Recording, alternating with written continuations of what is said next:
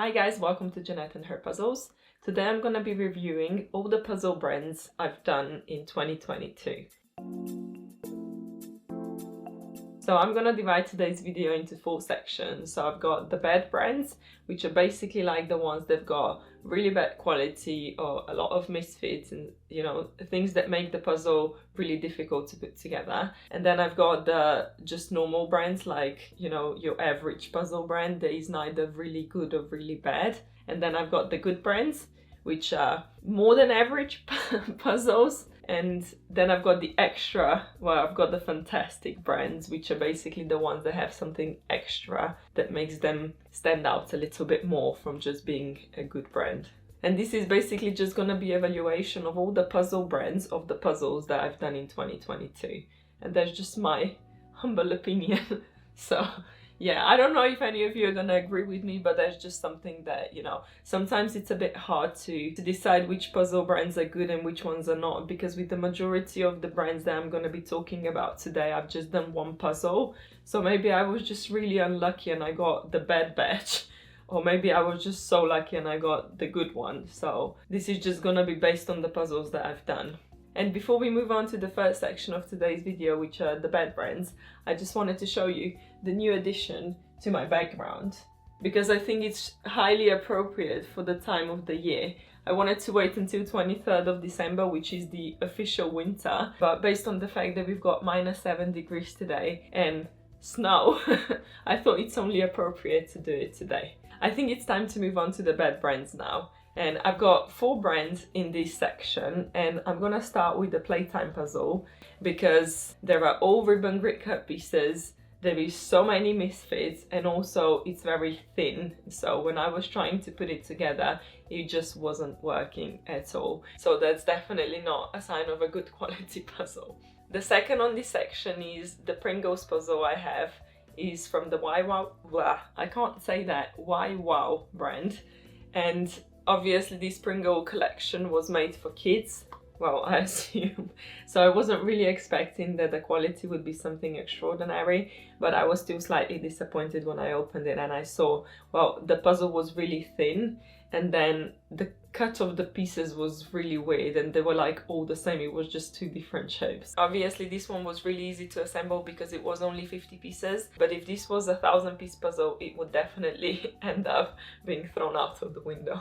The next one in this section is Mischief, and that was the $2 million puzzle I did. I don't think they're a puzzle brand, and obviously this $2 million puzzle does just make like a lottery ticket, so I wasn't really expecting that it's gonna be like Ravensburger quality or something like that. But when I opened it, the puzzle itself was a lot thinner than a normal cardboard puzzle, and then it had all of the different cut pieces, which is, always good, but there were so many misfits. It was a 500-piece puzzle, and I think after 4 hours I wasn't even a quarter way through, and it took me 8 hours with the puzzle map to complete the puzzle. So if there wasn't puzzle map, I would not finish that puzzle, that's for sure.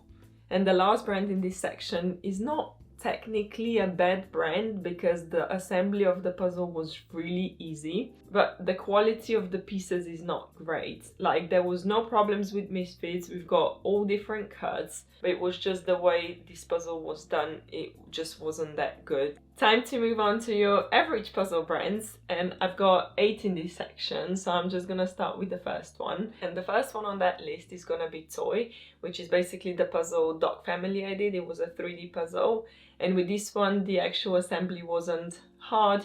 The picture was quite, clear as it can be for a 3D puzzle, I guess. One of the pieces has separated the picture of the cardboard, and with the entire puzzle as well, it was quite hard to pop the pieces in, and even when the puzzle was complete, it was quite uneven.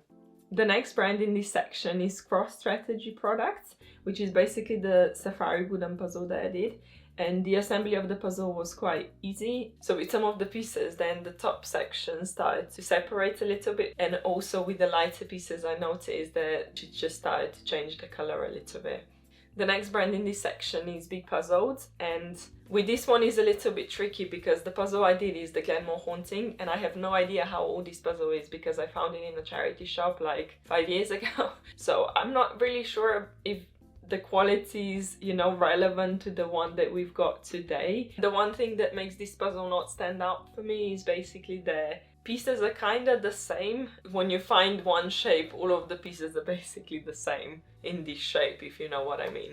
The next two brands I'm just gonna put together because they basically have the same reason that they are where they are. So it's gonna be Robert Frederick, which is the London Tube Map that I've done, and it's gonna be the Chitwell Games, which is basically the world's smallest puzzle of the Colosseum that I've done. And the reason why both of the puzzles are here, the quality of the puzzle is good, it's just both of them basically have, well, the Chitwell one only has ribbon grit cut pieces, and then the Robert Frederick one basically had a few of the other ones, but that was like 5 every 200 that were like not ribbon grit cut. And with the Chitwell one, I'm not actually sure if the quality can be measured based off of this puzzle, because with the smallest puzzle they do ribbon grit cut pieces, because otherwise the other ones could break because it's so small. And this is the only Chitwell puzzle I've done, so I'm not really sure if, you know, maybe it's a good brand. It's probably a good brand, but based off of this puzzle, I just put it in the average puzzle brand. The last 3 brands in this section, I don't really have anything specific to say about them, but they're just like, not bad, not good, they're just there, you know. So it's gonna be the Innova Kids, which is basically the puzzle I did, Grad Otočec. Then we've got the Puzzle World, which are the cats in the bookshelf, and you've got the King Puzzle, which was the world map. And finally moving on to the good brands, yay! I've got 8 brands in this section as well, and I'm just gonna begin with combining the first 4 together because they don't have anything specific about them. I liked putting them together. They didn't have misfits, you know, there was good quality pieces, the picture was clear, so nothing specific that I would want to point out. The first 4 brands in this section are gonna be W.H. Smith, which is the puzzle I did was the Postcard from London, the Gibsons, which was the Cambridge one I did, and the Winning Moves, which was the Harry Potter puzzle, and then the Disney one, which was Alice in Wonderland. The next brand is gonna be the Prime 3D, and that's the company that's being sold in Slovenia as well. I've done 2 of the Day to Night collections, so the Canada Day and the Paris one, and then I did 1 of the Harry Potter ones.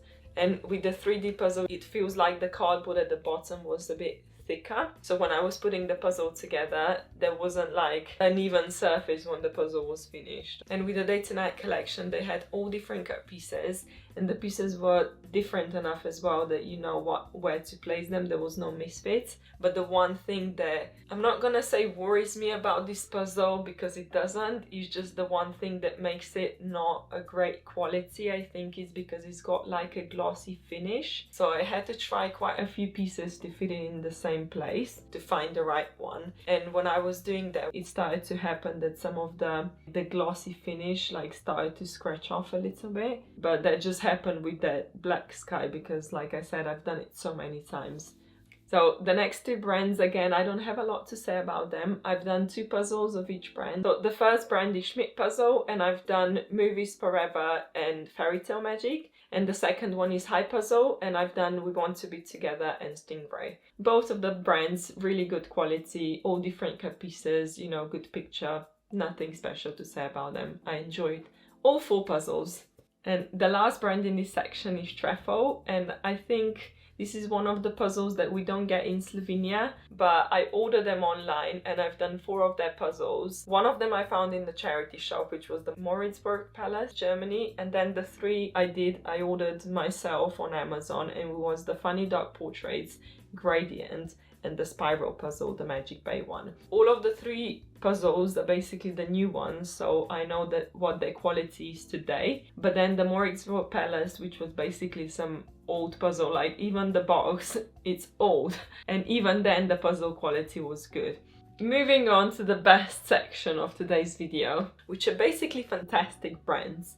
And I've got 4 brands in this section, so I'm just gonna start with the first one, which is Educa, which is basically the puzzle I've done, the Archaeological Museum of Seville, Spain. I don't really remember that much about it because it was so long ago, but one thought I had, I was like, oh wow, that's a really good quality puzzle. So I don't remember like the exact specifics, but I just remember that I was super impressed with the quality because I've never heard of it before, so I didn't know what to expect, so I was really pleasantly surprised. The second brand in this section has to be Wooden City, which is the puzzle that I was gifted, the Mystic Tiger, and it's a wooden puzzle with whimsy pieces. It was a lot harder than I expected it to be, but that's not because the quality is bad, it's just because the pieces are so uniquely shaped that you never know what's gonna come next. That made it a bit tricky, but definitely a great quality puzzle. The next brand has to be Clementoni, and I've done 3 of their puzzles. I've done Vega, Braze Lake, and 3D Dolphin Reef. 2 of these puzzles were exchanged and 1 was bought in a charity shop, so I don't know how old these puzzles are, but the fact that they're not brand new and bought from a shop today, or like, you know, this year, so I'm not actually sure what their quality is today, but the quality can only get better with time, I guess, so I assume it's better today than with the puzzles that I'm actually doing. What I really like about the last 2 Clementoni puzzles I've done is they had like round edges and it just made it feel a bit like softer. I don't know how to explain, it's weird, but I liked it.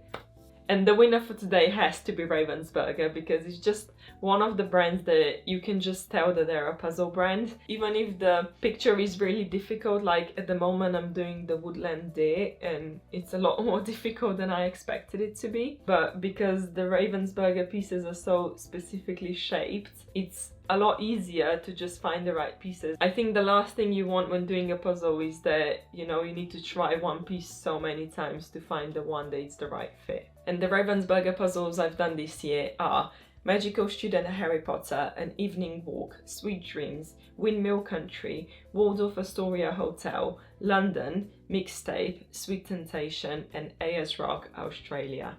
These are all the puzzle brands that I came across this year when I actually tried them. I've got a few more in my collection that I haven't got the chance to try them yet, but when I do, I'll review those ones too, so don't worry, you'll get it in the next year's batch. I really hope you enjoyed today's video, and maybe it's gonna help you decide when you're gonna be, you know, wanting to try out a new puzzle brand or something. If you liked it, I would advise if you check the rating by difficulty I did as well, because I talk a little bit about the brands and their quality there as well, so just check it out here. Bye!